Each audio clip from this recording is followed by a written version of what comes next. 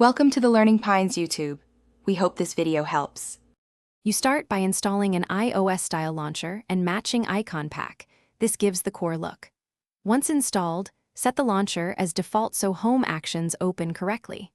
Next, add an iOS-style widget app for Today widgets and grant necessary permissions. You need storage and notification access. Make sure to download a Control Center clone for quick toggles. If prompted, allow the launcher to replace the default home. This step makes gestures and app drawer behave like Apple's layout. You now adjust layout to mimic the Apple home screen precisely. Change the grid to 4x6 or 5x6 and tweak icon size so spacing matches iOS. This affects perception more than theme alone.